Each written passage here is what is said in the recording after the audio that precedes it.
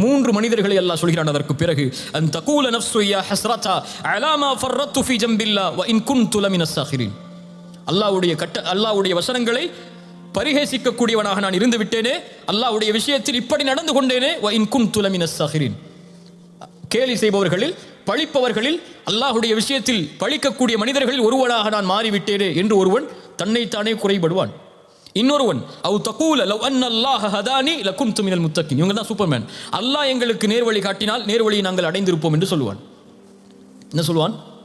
அல்லாஹ் எனக்கு நேர்வழி காட்டியிருந்தா, அல்லாஹ் என்ன தொழுகையாளியா மாத்திருந்தா, அல்லாஹ் என்ன சதகா கொடுக்கிறவனா மாத்திருந்தா, அல்லாஹ் என்ன அப்படி மாத்திருந்தா நான் மாறி இருப்பேனேன்னு சொல்லுவான். சோதனை வந்ததுக்கு பிறகு எல்லா பள்ளியும் யார் மேலே போடுவான்? முதல் ஒருத்தன் எல்லா பள்ளியும் தான் ஏற்றுக்கிட்டான், இவன் கூட ஓரளவு. ரெண்டாவது உள்ளவன் அல்லா மேல பழிய போட்டுக்கிட்டே இருப்பான்.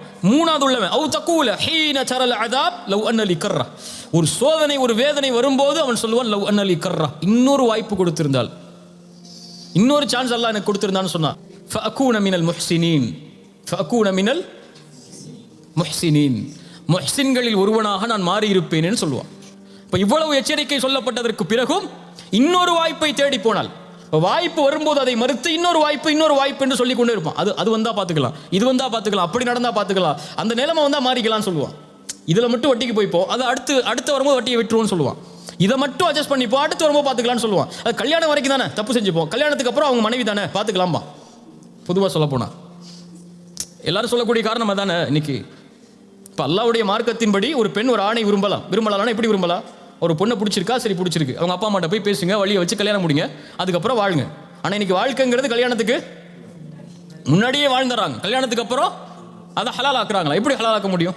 இப்போ அல்லாஹ்வுடைய வாய்ப்பை தவறாக பயன்படுத்துவார்கள். அல்லாஹ் கொடுக்கின்ற அனுமதியை வாய்ப்பு வரும்போது மாற்றிக்கொள்ளலாம் என்பார்கள், வாய்ப்பை தேடுவார்கள்.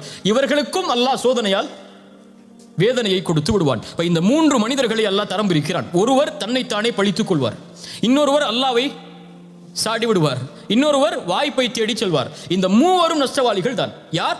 அந்த நிமிடத்தில் அல்லாஹ்விடத்தில் தங்களை ஒப்படைக்காதவர்களை தவிர, பாவம் என்று தெரிந்த உடனேயே விடாதவர்களை தவிர, அல்லாஹ்வுடைய வசனம் இருக்கிறது என்று சொன்ன மாத்திரத்திலேயே கட்டுப்படாதவர்களை தவிர, இந்த 3 நாளை மறுமையில் நஷ்டவாளிகளாக மாற்றப்படுவார்கள்.